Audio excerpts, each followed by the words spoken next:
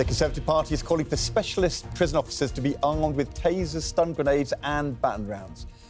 The Shadow Justice Secretary Robert Jenrick says the move would help combat violence by extremists and dangerous criminals in high-security jails. It comes only days after Mr Jenrick released this video of himself delivering what critics say is vigilante justice to people he accused of fare dodging on the London Underground.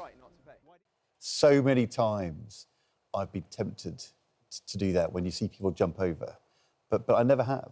Well, but Shadow Justice Secretary Robert Jenrick did. I know. Credit to you. Good morning. Good morning to you. Just at the end there, you said, "Are you carrying a knife?" Is that what the person told you? Yeah, he muttered under his breath. He said something like, "Back off, I've got a knife." And what did you do? Well, I was on the escalator at that point, so there wasn't much choice, but I didn't feel in danger, to be honest. OK, but there's one thing about you feeling in danger. I wouldn't recommend the other people doing this. Obviously, this is something for the police, British Transport Police, or for the enforcement officers on the tube. I just want them to enforce the law, because I feel fed up about this. Since releasing the video, I meet people all the time who feel like mugs that they're paying on the way to work or to school or to shop. And we need to make sure that other people step up. I just want to establish, did you report to the police that you've been told someone was carrying a knife on the tube? I haven't done. But why not? Well, I didn't feel the need to do that. Why not? Well, it's not about me, the video, is it? It's ultimately about raising... It's absolutely not about you in this case. It's about raising an issue Somebody told you that they people. were carrying a knife on the London Underground and you didn't report it to the police. Well, there was one person who we met who we did take to the British Transport Police, but the guy who said that to me, he just walked off straight ahead, and so... Sorry, I saw the video, I hadn't listened to it, and I've just listened. I travel on the tube, my kids travel on the tube, and someone's just told you, a former minister, a shadow minister, someone who's concerned about policing and obeying the law, you're worried about fare dodging, I'm worried about people carrying knives, and you didn't report it to the police. Well, look, I've put out the video there, obviously, if the police wanted to investigate it. But I didn't want this to be about me. This is about raising a point about crime and trying to push the authorities to take action. Which do you think is more serious? Do you think it's fare dodging or do you think it's carrying knives? Obviously, if you were to threaten someone with a knife, that's much more serious than fare dodging. But they're both important issues. And that's why I wanted to raise them, because I think what you've got to have now is all of these issues that we're seeing in our daily lives, like fare dodging. But it's bigger than that, isn't it? As you do rightly say, it's having your mobile phone nicked. It's the amount of shoplifting, knife crime in some of our cities. I mean, these things are growing, and people feel very concerned, and they want the police to step up. In that video clip, you said it's the same with bike theft, phone theft, tool theft, shoplifting, drugs in town centres, weird Turkish barbershops. It's all chipping away at society. Now, presumably, if you saw bike theft or phone theft, you might intervene. Any particular weird Turkish barbers shops you've gone round with your video camera yet? I haven't done that, but the National Crime Agency... Is there a particular barbershop that you think is an issue? Look, we're obviously not talking about all Turkish-style barbershops. Just but weird the National Crime Agency have themselves investigated this issue and said that they have come across some Turkish-style barbershops where there is a link to money laundering, to serious organised crime and to illegal migration. And I think people see this in their daily lives. You could have said American candy shops. Well, I have actually also talked about that, and that is something that I'm also looking into. But, I mean, there's a village that was reported the other day in Wales with 6,000 inhabitants, and it's now getting its 14th barbershop. Yeah. Now, there's obviously not demand for 40 barbershops in, you know, a small town in Wales. So something is going on in some of those shops. I think if you're a bike thief or a phone thief, you wouldn't be offended by your video, but if you ran a Turkish barber and you weren't corrupt, you might think that being called out by you is a bit unfair. Well, obviously, I'm not talking about all barbershops, but I think it's a fair point, and the National Crime Agency and Police Force are talking about it themselves. No one wants to see these shops setting up on their high streets, which are basically a front for crime, do they? And when I was a Home Office Minister back in the day, I saw this. It's very important that we get the authorities out there enforcing the law and closing down some of those rogue shops, precisely for your point, actually, because not only is it bad for the country, but it's giving law-abiding shopkeepers a bad name. But not a forthcoming video. Robert Jenrick hits the weird Turkish barbershop. I'm not doing that, but I am interested in the American candy shop, so maybe watch this space on that front. OK, tell us about the American candy shops. There are allegations that some of these shops that you see on high streets aren't really what they seem. And in fact, behind them is crime gangs, money laundering, failure to pay tax, and so on. So obviously it's not all of them, but it is some of them. And some of our big councils, like Westminster City Council, have been looking into the ones on Oxford Street in particular. There's not a particular Oxford Street one you're concerned about, it's just generally... It's not about one in particular, but there is a phenomenon happening on our high streets right now where some shops are springing up, whether it is the barber shops, the candy stores, and they're not really there as bona fide shops. They're actually fronts for crime. But to Susanna's point, if you did know there was a Turkish barber shop or a candy shop which was involved in corrupt activity, you'd probably report that to the police. Look, if I come across things... And look, you make a fair point, Susanna. If somebody threatened me with a knife, you know... Well, it's not that they... I don't know that... I mean, they told you, or they suggested, that they were carrying a knife, which is implicitly a threat.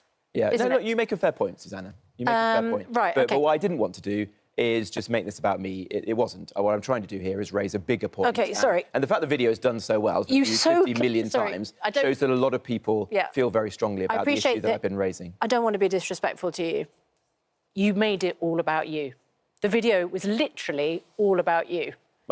You say that, but that's not what I've heard. It's you walking around tube stations confronting people. Well, the point here is, So to say that you didn't report what was said to you because you're saying you didn't want to make it all about you is disingenuous. No, I don't think that's right, actually, Susanna, because what I was trying to do was raise the issue, and I think we've done that. Yeah. I've actually heard reports now, Susanna, that Sadiq Khan, the Mayor of London, who's neglected this issue for a very long time, TfL has actually got TfL officers out on the tube, because I'm hearing people coming up to me saying, for the first time in ages, I've actually seen the enforcement officers stopping people on the underground. TfL actually say that the amount of fare dodging has gone down. Well, prosecutions for fare dodging have halved since COVID.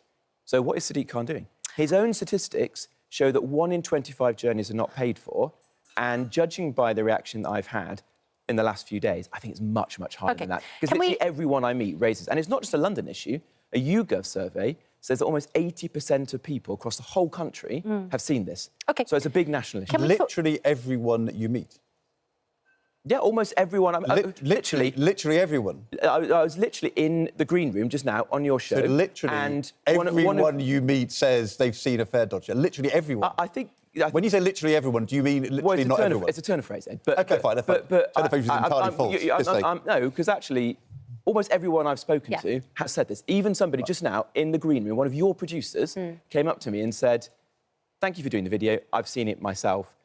I think it is a massive national problem." You've seen it, Ed. And it is bigger than this. It's this set of issues which seem to be degrading the public realm can we talk about... and are chipping away at society. Shall we talk about... And we need to take action. We've been distracted, obviously, by a huge number of other issues because you do raise a lot of issues, even though you say it's not about you. But can we talk about your proposal that specialist prison officers should have access? Now, it's reported as firearms. We've been debating this morning whether a taser is a firearm. It is actually classified as a prohibited firearm. Under the 1968 legislation. So you are arguing that prison officers should have access to firearms in jails to combat violent attacks. I mean, I think a lot of people are concerned about the idea that stun grenades, baton rounds, tasers, all very well, if very, very tightly controlled. Yes. But you get one baden getting hold of someone's taser and you've got a proper situation on your hands, haven't you? Yeah, you make a valid point. Look, what I'm proposing here is that in our maximum security jails, where we house the most dangerous people, extreme risk prisoners like Axel Rudakabana, the Southport killer, or Hashim Abedi, the terrorist plotter from the Manchester bombing, offer specialist trained officers in those jails have access to these kinds of weapons. Carried at all times? No, not carrying on the wings, not walking the landings with these weapons, but having access to them and having access to lethal weapons like guns in secure armouries in the most extreme situations. So you are talking about guns? But only in the most extreme situations. Let me explain what would happen today if, God forbid, there was a terrorist incident in one of these prisons today.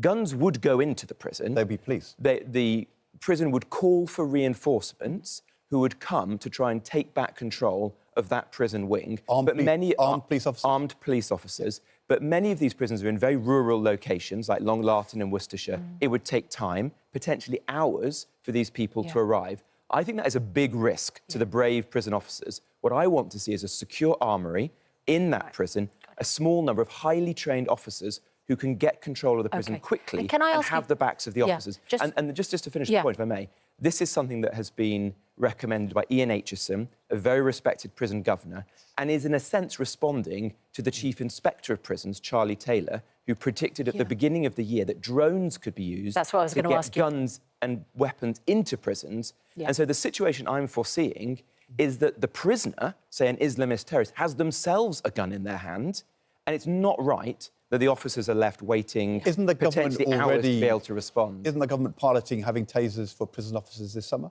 They say they're going to pilot tasers. They haven't implemented it in full yet. I think the government are taking too long. At the moment, our prison officers don't even have stab-proof vests. Now, you could say the last government should have done this. I think these sort of things should have been taken much more seriously for a very long time. At the moment, there is a real challenge with prison officer safety. And these people are doing a tough job, and they deserve the best support possible. All right. Thank you very much indeed for a very wide-ranging interview. Thank you. We appreciate you coming in, Robert Jenrick. Really appreciate you coming here.